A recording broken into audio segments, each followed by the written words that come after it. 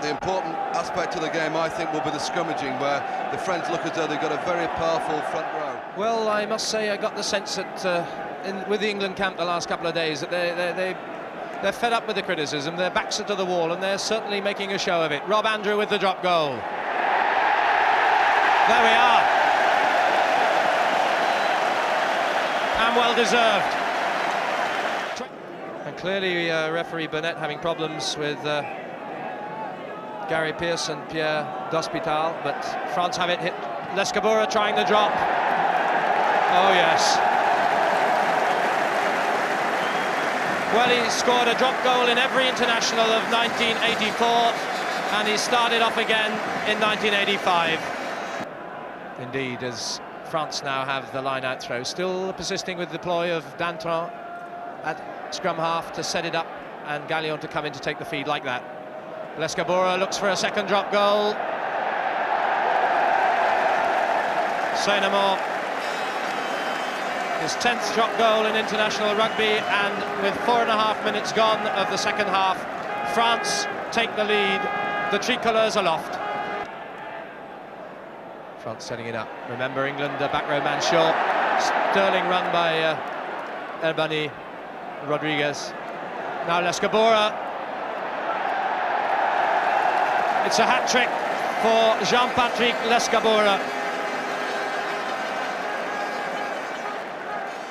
The ball followed up by Ford. It's Ireland so again, deflected by Phil Davies, but a free kick has been given against Wales, and I think they may have been extending the line out there on the Irish ball. No direct kick at goal allowed. Watch for the drop goal, Brian Smith. Superbly struck. Brian Smith's first drop goal for Ireland. The man who's going to be the principal place kicker. A lot of responsibility then on his shoulders, and the best possible start by him. Yes, it's a very long pass back to him, but he's quite confident. He's got the wind behind him, and that sails through. 6 minutes played, 3-0 to Ireland. And this was immaculate.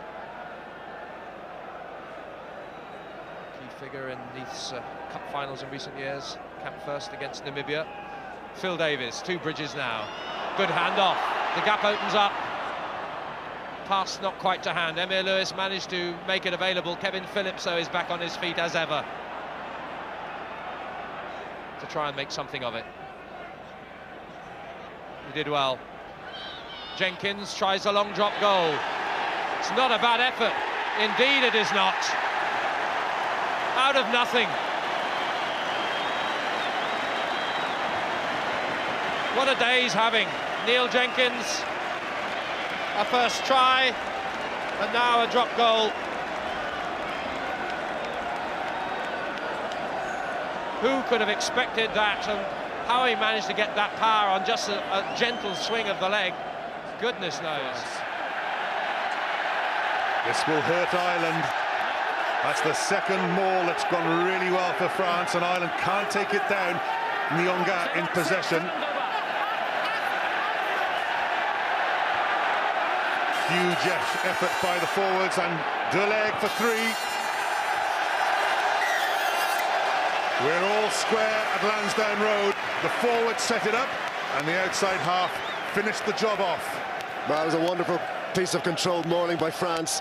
Again, they went to Nyanga in the line-out, but they got movement into that maul very, very quickly, and Ireland really struggling to challenge. They didn't have a challenge in the air, and they weren't effective in stopping it at source. They need to stop that maul an awful lot quicker, or this is going to be a very difficult afternoon. Luke Charteris scrambles it back. Mike Phillips! What an important tackle that was by Paul O'Connell. Phillips, though, the strength to power on through it. Hugh Bennett, Stephen Jones, Mark Jones takes the contact. Wales building up the head of steam. Surely they can't win this game by 13 points, but it is still there to be won. Stephen Jones drop goal. It's there. Wales take the lead. 15 points to 14. to this game. What a climax to the Six Nations. Is it going to be an anti-climax for Ireland? They'll win the title, but won't get the Grand Slam if it stays like this. It's certainly looking like that, and you have to say Wales have clawed and fought their way back into this. They deserve to have taken this lead, but it's those little mistakes that Ireland have been making, that little knock-on by Jordan Murphy, which gave Wales all of that territory. Now you can see Gordon Darcy just imploring a bit of calmness, but also they need to up the tempo. They really need to create a scoring situation, anything, a penalty, a drop goal, but they've got to keep their heads and show control and tempo. Rory Best throws, Paul O'Connell wins. He lost one, he certainly wasn't going to lose that one. Best waits. Ireland have to keep an eye on the clock. 3.5 minutes left.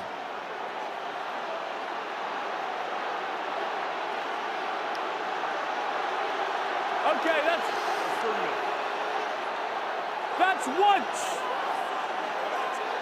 Hands away. Wales now, managed to ref. drag them all down in the end. Coming up to just 3 minutes to go. 3 minutes 15 seconds.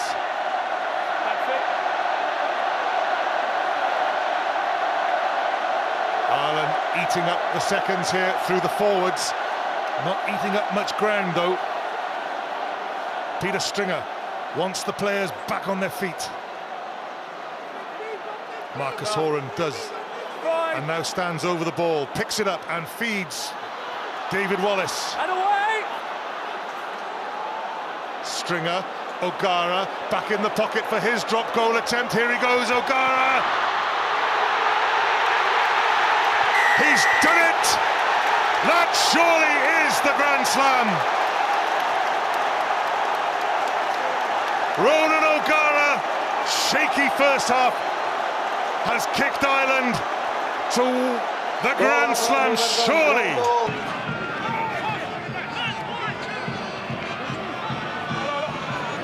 Vunipola makes 2 yards more. Hartley, Nyonga with a thumping tackle.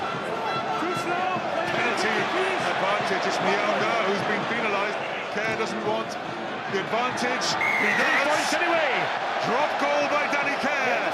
England's lead grows 21 points to 16. And from 16-3 down, England now lead 21 to 16.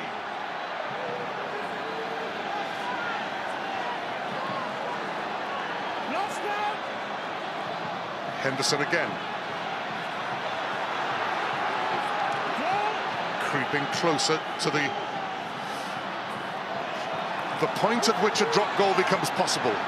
Sexton waits, here it comes. It looks good, he likes it. Nigel Owen's arm goes up, and Ireland have stolen the game right at the death, and the players tear back into their own 22, and Guillaume Guirado, look at that face, look at that body. France put themselves in a winning position, only for Ireland to steal it with the last kick of the game. Johnny Sexton's drop goal. The final score: France 13, Ireland 15.